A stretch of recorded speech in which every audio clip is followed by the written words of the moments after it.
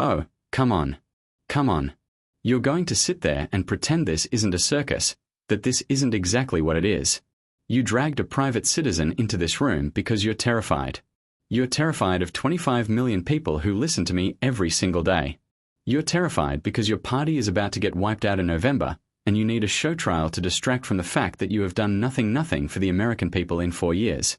Steve Bannon didn't lean into the microphone. He didn't need to. His voice, growly, relentless, pitched at the frequency of a man who'd spent 4 hours a day on a podcast for 6 years, filled the hearing room the way cigarette smoke fills a bar you couldn't not breathe it in. He sat at the witness table in his signature uniform. 2 collared shirts layered over each other, sleeves pushed to the elbows 5 o'clock shadow. That was the same at 9 in the morning as it was at midnight. Looking less like a man facing congressional scrutiny than a man holding court at his own table and daring anyone to take the check. Behind him, a single lawyer sat with the exhausted patience of someone who'd given up trying to control his client approximately 3 years ago. There were no staff, no aides, no row of officials. Steve Bannon didn't travel with an entourage. He traveled with an audience. It was late February 2026, and the House Oversight Committee had summoned Bannon for testimony regarding his documented relationship with Jeffrey Epstein.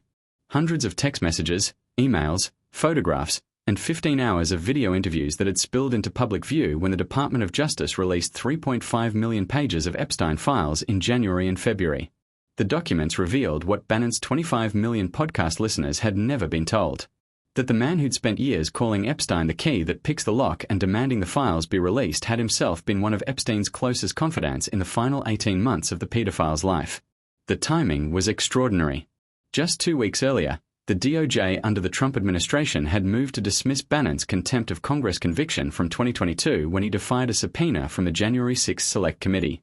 U.S. Attorney Jeanine Pirro had filed the motion calling it in the interests of justice. Simultaneously, the House Oversight Committee was pursuing contempt charges against Bill and Hillary Clinton for refusing to testify about their own Epstein connections. One set of rules for friends of the president, another set for everyone else. Bannon had arrived at the hearing not because he was compelled to, his lawyers had argued he could refuse, but because he wanted to. Steve Bannon understood something that most politicians never figured out. That a congressional hearing wasn't a legal proceeding. It was a television show. And nobody in Washington was better at television than Steve Bannon. Let me tell you what's really happening here. Bannon continued jabbing his finger at the D's the way he jabbed his finger at the camera on War Room every morning. The Epstein files dropped. And what did they show? They showed Bill Clinton. They showed Prince Andrew. They showed ambassadors and university presidents and hedge fund managers. And who does this committee drag in me? The one guy who actually wanted the files released. The one guy who's been screaming about this for years. He spread his hands wide, a gesture of theatrical bewilderment. You know why? Because I'm dangerous. Not because I did anything wrong. Because I'm effective.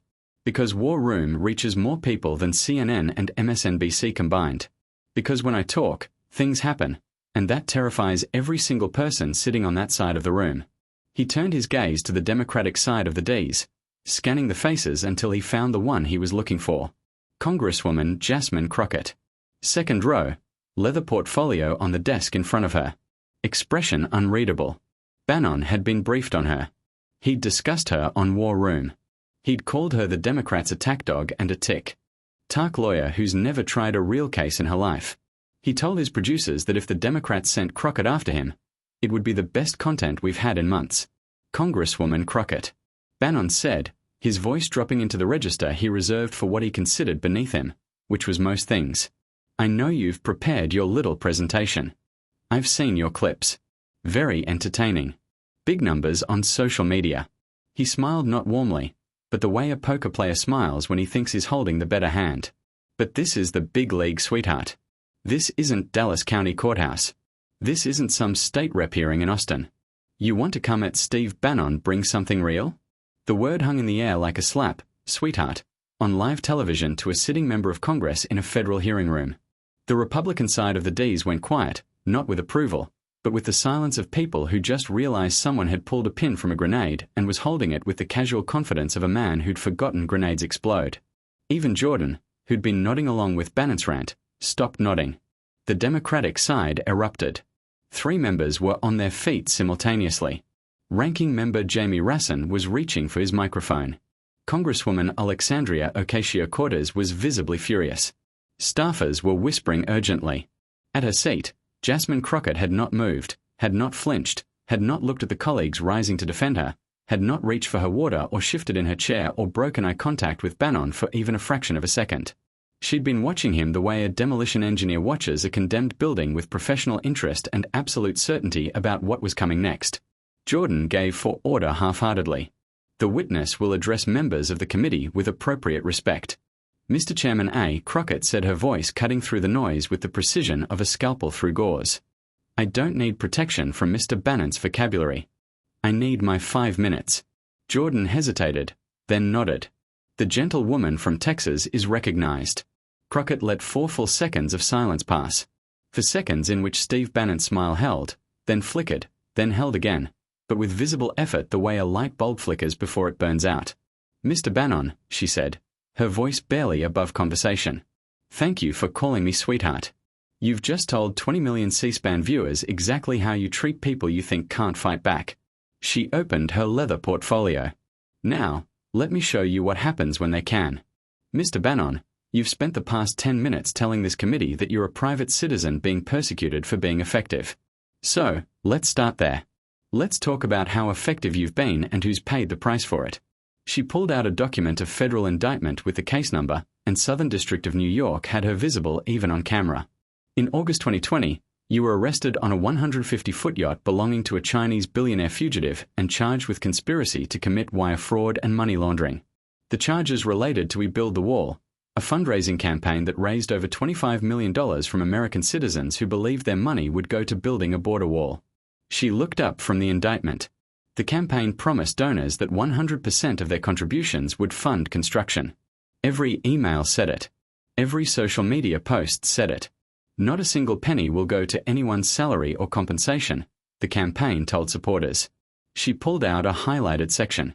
Instead, according to the federal indictment, you personally received over $1 million from the campaign, which you used for personal expenses, including a luxury SUV home renovation and a boat.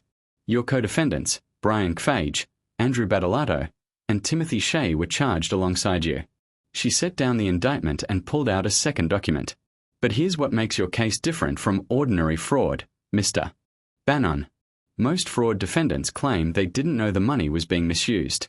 You can't make that claim because prosecutors obtained an internal email in which you wrote, and I'm quoting directly from court records, "Isn't this a scam? You can't build the wall for this much money." She let that sentence land like a detonation in a quiet room. You also wrote, "Poor Americans shouldn't be using hard-earned money to chase something not doable." She looked at Bannon. You knew before a single donor was deceived, before a single dollar was diverted, you knew it couldn't work. You said so yourself in writing and then you took their money anyway. She pulled out sentencing records. Brian Kvage was sentenced to 51 months in federal prison. Andrew Badalato received 36 months. Timothy Shea received 60 months. 3 men in prison right now for the crime you all committed together. She set down the records. Yaiku received a presidential pardon on January 20th, 2021, the final hours of President Trump's first term. And in February 2025, you pleaded guilty to a single-state felony count of scheme to defraud in New York. Your sentence: 3 years of conditional discharge, no prison time, no restitution to the donors you defrauded. You walked out of the courthouse and told reporters you felt like $1 million. She looked at the Republican members of the committee. 3 men are in federal prison. Donors lost millions. And the man who wrote, "Isn't this a scam?" is sitting in this hearing room calling me sweetheart. Bannon leaned into the microphone. His voice was louder now, rougher, the podcast voice, the one designed to overwhelm rather than persuade. That case was political persecution from day one. Alvin Bragg, the same DA who went after President Trump, used that case to target me because I'm effective. I pleaded guilty to end the harassment, not because Mr. Bannon. Crockett interrupted, her tone almost gentle, like a teacher correcting a student she liked. You just said you pleaded guilty, but didn't do anything wrong. You understand that those 2 statements are mutually exclusive in every courtroom in America. She didn't wait for an answer. And I notice you mentioned Alvin Bragg, but you didn't mention the federal charges, the ones that required a presidential pardon to make disappear. Those weren't Alvin Bragg. Those were the Southern District of New York, Trump's own DOJ. Are they political persecutors, too? She reached into her portfolio and pulled out a thicker folder. This one marked with a red tab. But we build the wall was only the beginning because you didn't stop after the border wall, Mr. Bannon. You just found new customers. In December 2021, while you were under state indictment for fraud, you and your associate Boris Epstein acquired control of a cryptocurrency token called Let's Go Brandon Coin. She held up the class action complaint filed on February 12, 2026. According to this lawsuit filed 2 weeks ago in federal court, you and Epstein obtained governance control of the token through a private undisclosed agreement without paying any purchase price. You then imposed an 8% transaction fee on every trade made by retail investors. 3% went to a marketing fee. 5% went to a liquidity pool.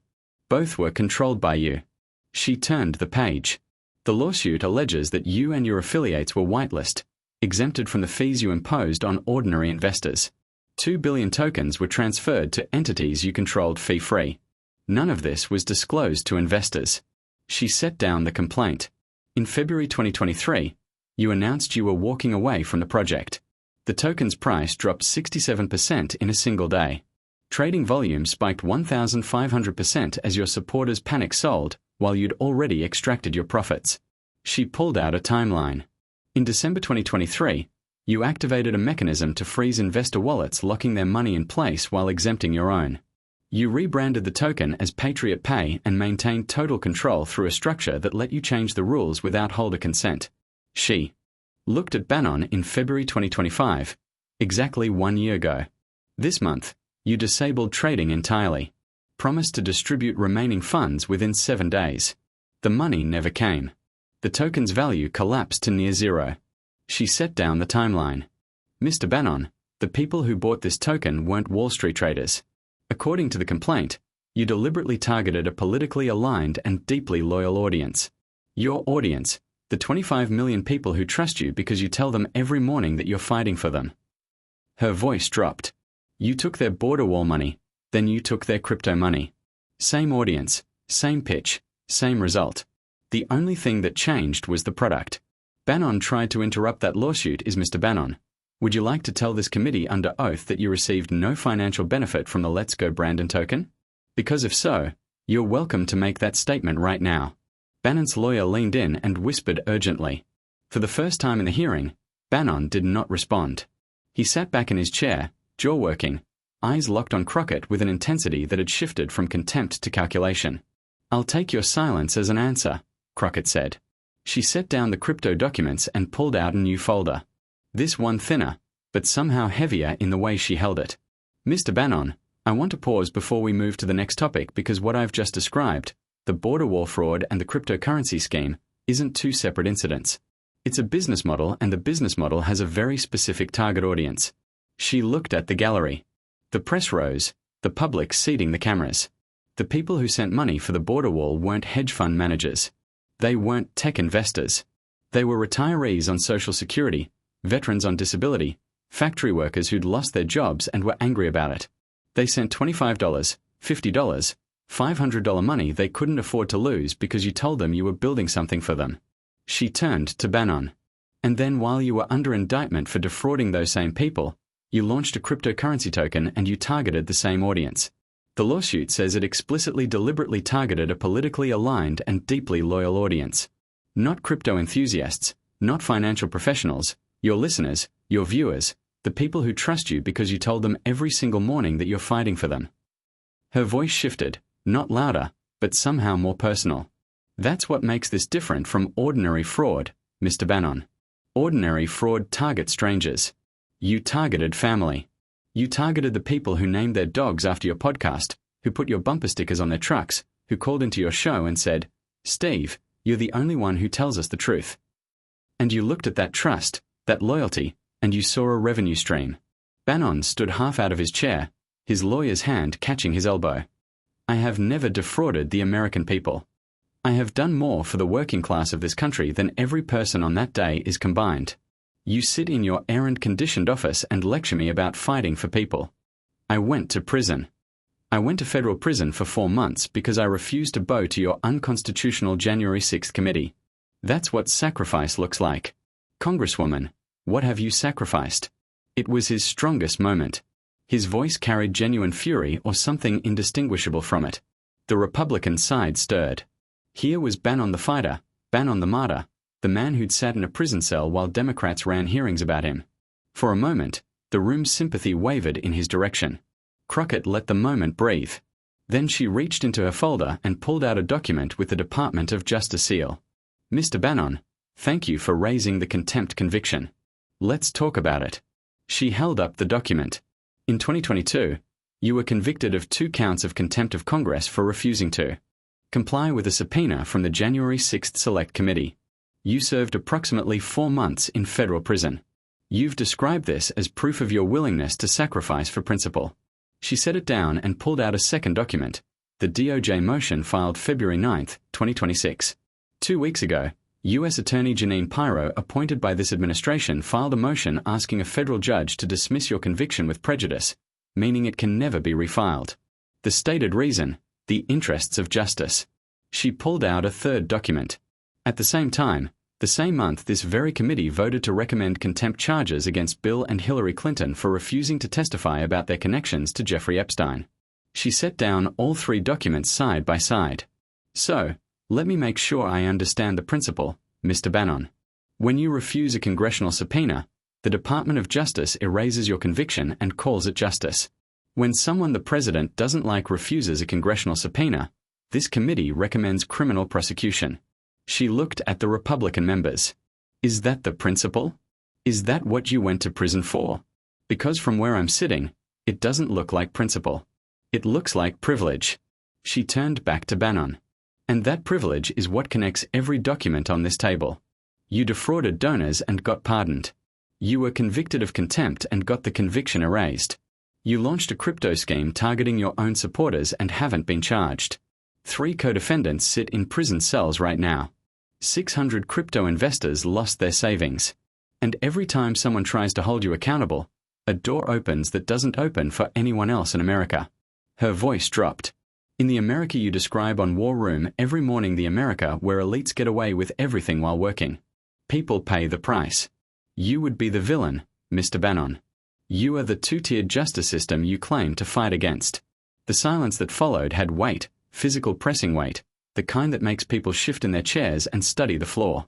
Crockett let it hold for 3 full seconds. Then she opened the next folder. Now, let's talk about Jeffrey Epstein. The hearing room went absolutely still.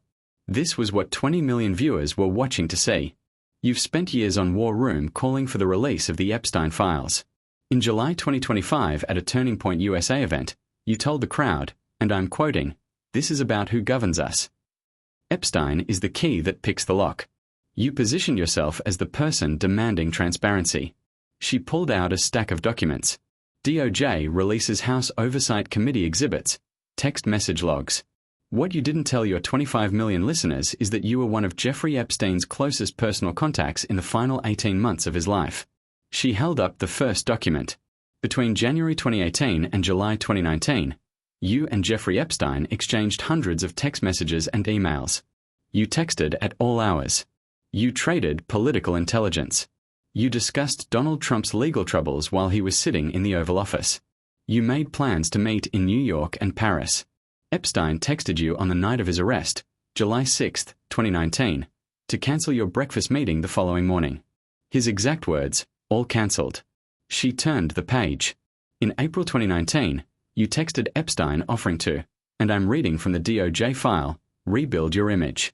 You proposed producing a sympathetic documentary. You recorded approximately 15 hours of video interviews with him. You proposed filming on Little St. James Epstein's private island, the island where he trafficked underage girls. She paused and pulled out a separate exhibit, text messages released by the DOJ with timestamps visible. But it wasn't just the documentary. On May 25, 2019, while a privately funded border wall was under construction outside El Pozo, the same wall that would lead to your fraud charges, you texted Epstein to brag about it. You wrote, "My wall. Dude, New Mexico, right outside El Pozo in total secret. We go on Fox and Friends on Monday to release." You also told Epstein you wanted to stay in the background, and I'm quoting, "I also can't seem like I'm running Trump's nose in his own incompetence." She looked up from the texts. Mr. Bannon, you were sharing operational details of a border wall fundraising campaign, the same campaign you would later be charged with defrauding with a convicted sex offender. You were texting Jeffrey Epstein about the border wall the same way someone texts a business partner about a deal because that's what he was to you. A business partner, a sounding board, a friend. She pulled out another exhibit, a photograph released by the House Oversight Committee in December 2025 showing Bannon and Epstein together. And this wasn't a distant relationship. Epstein's emails show he was making travel arrangements for you, chartering jets, booking hotels.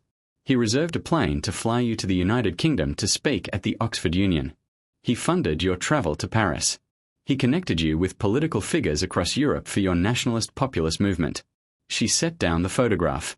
In the newly released video interview, approximately 2 hours of footage made public this month, you asked Epstein, "What are you, Class 3 sexual predator?" You knew exactly what he was. He answered you honestly about his attraction to young women. And you kept recording. You kept the friendship. You kept accepting the gifts. She pulled out another exhibit. Epstein also told you about a documentary project he wanted you to produce, one that would counter a Netflix documentary about his crimes. He wanted you to film it on Little St. James, his island. The island that federal prosecutors later described as the center of his sex trafficking operation. She sat down every Epstein-related document and looked at Bannon with an expression that wasn't anger. It was the expression of someone presenting a completed puzzle. In June 2019, 1 month before Epstein's arrest on charges of sex trafficking minors, you texted him about your plans to take down Pope Francis. You discussed using a book about homosexuality in the Vatican to undermine the pontiff. You called negative media coverage of Epstein coverage of a convicted sex offender, a sophisticated op, and a crazed jihad. She folded her hands. Mr. Bannon, I want to be precise about the timeline. Jeffrey Epstein was convicted in 2008 of soliciting prostitution from a minor. That conviction was public. It was widely reported. He was a registered sex offender. And in 2018, a full decade after that conviction, you began a close personal friendship with him. You accepted gifts. You proposed rehabilitating his image. You shared details of your political operations. You discussed filming on the island where he abused children. And you texted each other so frequently that on the night he was arrested July 6, 2019, you had breakfast plans for the following morning. She folded her hands. And then after his arrest, after his death, after the scope of his crimes became public, you went on your podcast and told your listeners he was the key that picks the lock. You demanded transparency. You played the crusader. She pulled out one final Epstein exhibit emails about the Apple Watches. Oh, and one more thing. Epstein gave you and your son matching Hermes apples. Clearest watches valued at $1,500 each. His assistant emailed, Jeffrey will give to Steve when he sees him next. A follow-up email from January 2019 confirmed, Steve has been given his Apple Watch, gifts from a convicted sex offender for you and your son, $1,500 each. She sent down the email on a January episode of War Room just weeks before the latest files were released. You told your audience, I'm sure people are going to be asking millions of questions. I'm sure that's going to be highly controversial and we'll see how that plays out. You said to Mr. Bannon, as if you were a bystander, as if you were just another American watching the Epstein story unfold on television. You gave no hint, none, that you were in those files, that your name was in hundreds of text messages, that you had 15 hours of video, that you'd accepted gifts and proposed filming on the island. Her voice hardened. The crusade was a performance, Mr. Bannon, because the truth sitting in 3.5 million pages of DOJ documents is that you weren't investigating Epstein's world.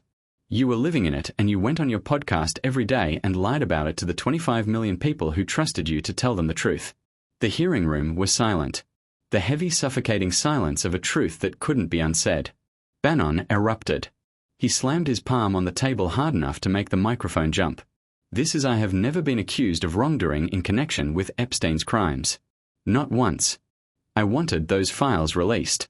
You want to talk about Epstein, talk about Bill Clinton, 26 flights on the Lolita Express, talk about Prince Andrew, talk about the hedge fund managers. Why am I sitting here? Crockett waited for the echo to fade. Because you're the one who was sub poenone today, Mr. Bannon, and if Bill Clinton were in that chair, I'd ask him the same questions. She paused. As for not being accused of wrongdoing, I haven't accused you of a crime. I've read from your own text messages. If what you wrote to Jeffrey Epstein doesn't trouble you, then you shouldn't have any problem explaining why you proposed filming a documentary on the island where he trafficked children. Bannon opened his mouth. His lawyer's hand shot out and gripped his forearm hard enough that the cameras caught the white of his knuckles against Bannon's sleeve. Mr. Bannon, I strongly advise you not to respond to that question. The lawyer said loud enough for every microphone in the room to pick up. Crockett nodded. Noted.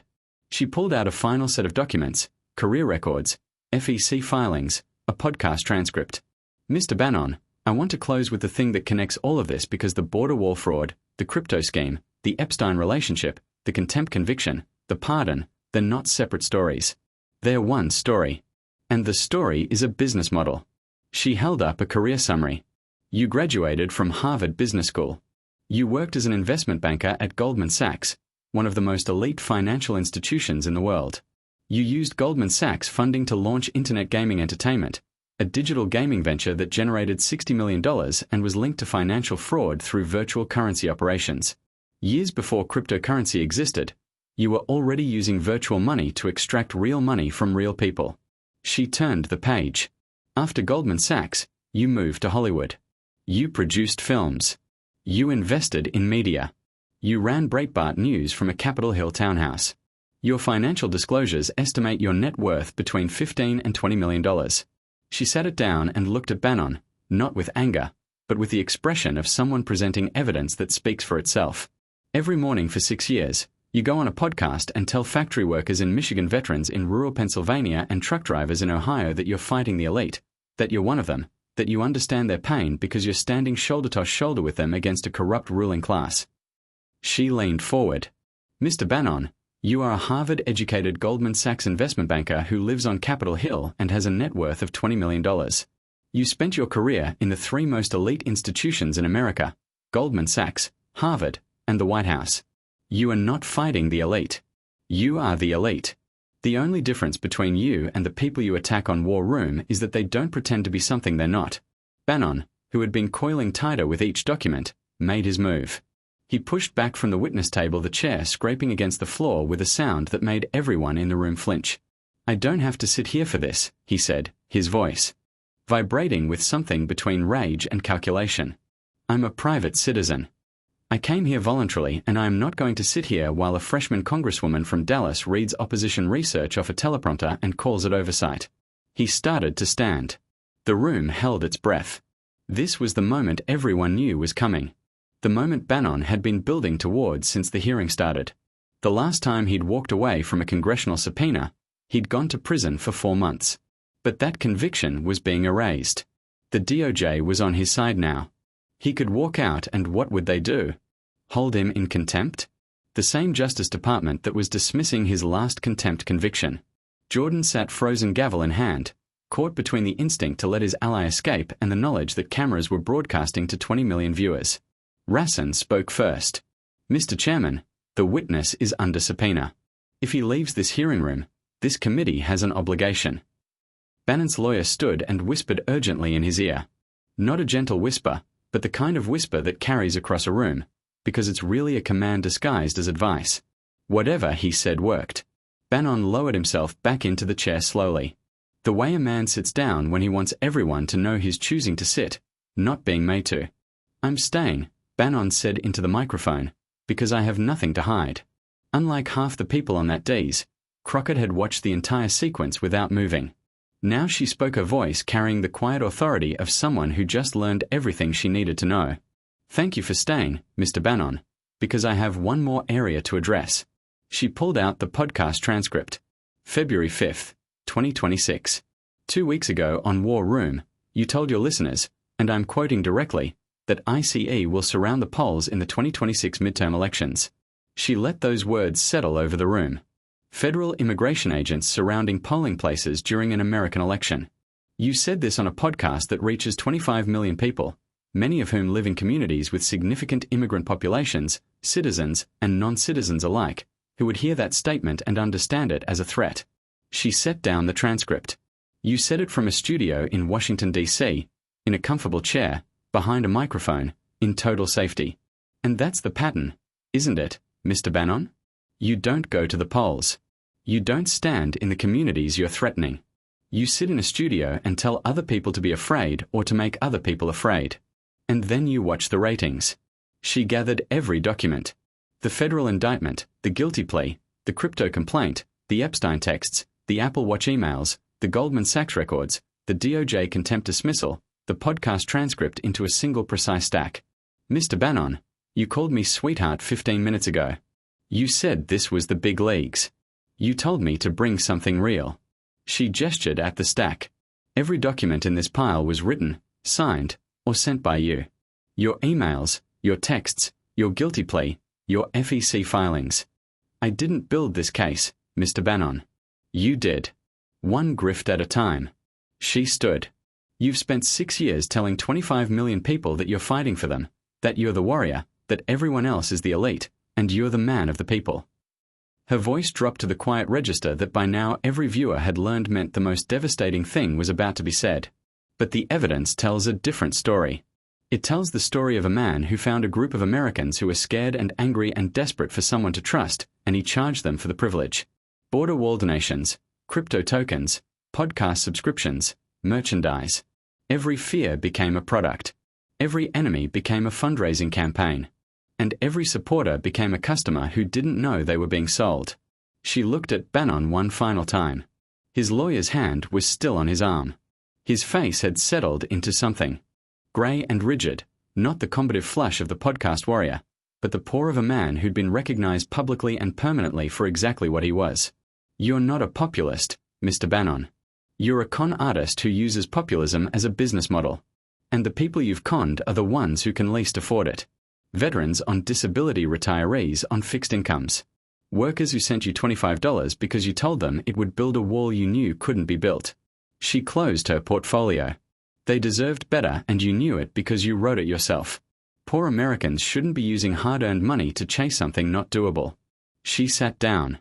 I yield back, Mr. Chairman. Jordan gave for recess so fast the sound was still echoing when the room erupted. Bannon stood from the witness table before the gavel finished falling, not to leave, but because sitting still had become physically impossible. His lawyer was pulling at his arm, guiding him toward the exit. Bannon was pointing at the Ds, his mouth moving, saying something the microphones didn't catch, but that lip readers would later transcribe as, "This isn't over." It was over. The video hit 75 million views in 36 hours, the fastest spreading congressional hearing clip in American history. 2 moments defined it. The first Sweetheart and Crockett's response. Within hours, #DonTomSweetheart was trending in 43 countries. Women in politics, law, medicine, and business posted videos describing the last time someone called them sweetheart in a professional setting. It became the year's defining moment, not because Crockett had been victimized by the word, but because she disarmed it, turned it from an insult into evidence of exactly the condescension she was about to dismantle. The second Bannon's lawyer, grabbing his arm during the Epstein exchange, and saying loud enough for every microphone to hear, "I strongly advise you not to respond." It was the Bannon version of Patel's counsel. Standing up the moment when the person paid to protect you tells the world through a single gesture that the ground beneath you has given way. The MAGA base fractured. Not cleanly. Nothing in that world broke cleanly, but visibly, painfully, publicly. On War Room's own forums, comments split between defenders calling it a deep state setup and supporters who'd lost money, posting screenshots of frozen crypto wallets and unanswered refund requests. I gave this man $500 for the border wall. One user wrote, he called it a scam in his own email. His email, not CNN, not MSNBC, his email.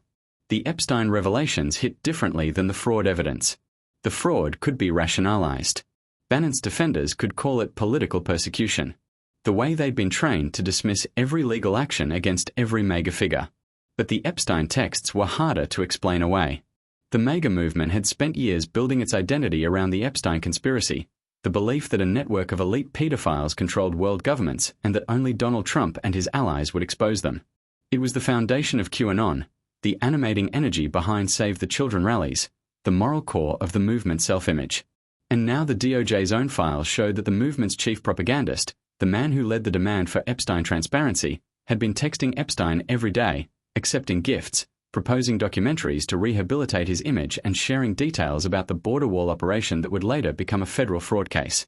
The cognitive dissonance was severe enough that several prominent MAGA influencers simply stopped talking about Epstein entirely. Others tried to thread the needle. Bannon was investigating Epstein from the inside, but the Apple Watch emails and the documentary proposal made that theory difficult to sustain. Elon Musk, who'd been feuding with Bannon for months and who had his own Epstein connections to manage, shared the hearing clip on X within 3 hours, writing a single word, evil. He then shared an article titled The Definitive Case Against Steve Bannon, calling for investigation. The post received 400 million impressions in 24 hours. It was the most viewed political post on X that month. Musk's involvement added a layer of surreal irony. One billionaire with Epstein connections attacking another associate with Epstein connections each, using the other's proximity to deflect from his own. The cryptoclass action swelled from 12 plaintiffs to over 600 within 10 days. Attorneys told reporters they'd never seen anything like it, victims coming forward, not because of the lawsuit filing, but because they watched the hearing and realized they'd been told the truth about what happened to their money. Several plaintiffs were veterans. Several were retirees. One was a 67-year-old grandmother from Arkansas who'd invested her late husband's pension into Patriot Pay because she told a reporter, "Steve said it was for the movement. I thought I was helping save the country." War Room's downloads dropped 31% over 2 weeks. Several prominent guests canceled scheduled appearances. 2 advertisers pulled sponsorships. On his Monday podcast, Bannon addressed the hearing for less than 4 minutes before pivoting to immigration, the shortest he'd ever spent on a topic that dominated the national conversation. His co-host later told a reporter off the record, he was rattled. "I've never seen him rattled. Not prison, not the indictment, not even the pardon controversy. This was different." She used his own words. Everything she said was something he'd written or said himself. There was nothing to push back against. The DOJ's motion to dismiss Bannon's contempt conviction continued through the courts, but the hearing had reframed the public conversation around it. 3 Republican senators issued a joint statement calling for a thorough review of the process by which the department was dismissing cases involving presidential allies. One of them told a reporter, "Pardons are one thing. The president has that power. But systematically erasing convictions for people who defrauded veterans, that's a different conversation and it's one we need to have." Axios reported, citing 3 sources, that Bannon had been quietly making moves toward a 2028 presidential run. After the hearing, those moves became significantly louder. Not because Bannon was advancing, but because the people he'd been courting were suddenly returning his calls with less enthusiasm. One Republican fundraiser told Politico, "Steve's always been a liability wrapped in a strategy. After the hearing, the strategy disappeared. All that's left is the liability." 5 weeks after the hearing, a man was waiting on a bench outside the Rayburn House office building when Crockett walked out into the late March afternoon. He was in his 60s, wearing a VFW cap and a jacket with a 1st Infantry Division patch. His hands were folded over a manila envelope on his knees. "Congresswoman," he said, standing slowly the way men stand when their knees have been carrying old injuries for decades. "Yes, sir. My name is Dale Wozniak. I served 2 tours in Iraq. Came home to a town in Pennsylvania that doesn't exist anymore. Mill closed hospital. Closed half the houses boarded up." He looked at the envelope in his hands. The way men look at things that represent something larger than what they are. "When I came home from my 2nd tour, I had shrapnel in my left knee and a VA rating that took 14 months to process. By the time the check started coming, my wife had left. I was living in a single wide outside Johnstown, watching the rest of the town empty out around me." He shifted his weight, a small movement that revealed the knee injury as clearly as any medical record. "I started listening to War Room because it was on at 5 o'clock in the morning and I couldn't sleep. Bannon talked about people like me, factory towns, veterans, people the system forgot.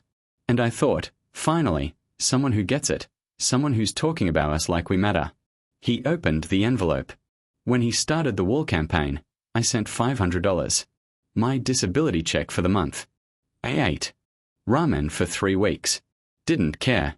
He said every penny would go to the wall. He said it was people like me, veterans working. People who were going to save this country because the politicians wouldn't." He pulled out the printed email. "Then I saw the hearing. I saw you read his email on television. Isn't this a scam? Poor Americans shouldn't be using hard-earned money to chase something not doable. He held the paper steady, but his jaw tightened. He wrote that before I sent my check, before any of us sent our checks. He knew it couldn't work. He put it in writing that people like me shouldn't be sending our money. And then he took it anyway. His voice was steady, the particular steadiness of a man who'd done his crying in private and come out with nothing left but clarity. After the hearing, I called the guys from my VFW post. 14 of us had donated. Almost $4,000 between us. None of us got it back. Colfagia is doing 51 months. Batilado's doing 36. And Bannon walked out of that courthouse and told cameras he felt like $1 million. He folded the email and put it back. I just wanted to tell you somebody finally said it. Somebody sat in a room with that man and called him what he is. Not a warrior, not a patriot, not a voice for the forgotten. A con man. A con man who looked at people like me. People who ate ramen so they could send him $500 and saw customers. Crockett took his hand. She held it the way you hold the hand of someone who's earned the right to be heard. Mr. Wozniak, you served 2 tours in Iraq. You put your body between this country and the people who wanted to hurt it. The fact that someone exploited your patriotism, your trust, your willingness to sacrifice, that's not a failure on your part. You didn't fail. Every system that was supposed to protect you from this kind of person failed you. The system, both Wozniak said, with the quiet finality of a man who'd stopped waiting for systems to work. The system pardoned him. He turned and walked toward the metro. His VFW cap visible above the crowd until the crowd absorbed him.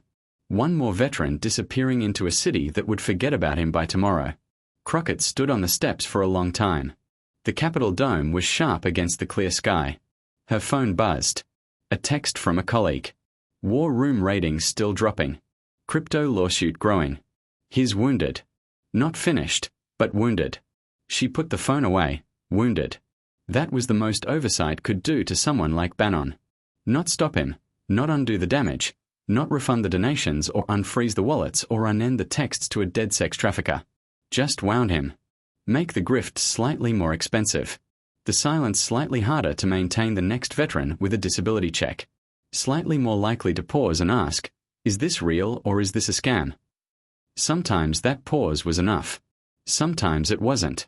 But the work of creating that pause, the reading, the cross-referencing the document, pulling the 5-minute windows in which everything had to land with precision was the only thing standing between the grifters and the people they fed on. It wasn't justice. Justice would be refunding every dollar, prosecuting every fraud, and making sure that no one who wrote, "Isn't this a scam?" in their own email could ever hold a microphone again. This wasn't justice. It was oversight. And oversight was slower, quieter, and less satisfying than justice. But it was what she had, and she was going to use every second of it. Crockett walked back inside. There was a new folder on her desk, thick-tabbed, color-coded. The cover page read Department of Interior Federal Land Leasing Review. She sat down, opened it, picked up her pen. The grifters never stopped. The conmen never ran out of products. The audiences never completely learned to recognize the pitch. And so, the work never stopped either. Someone had to do it. She kept working,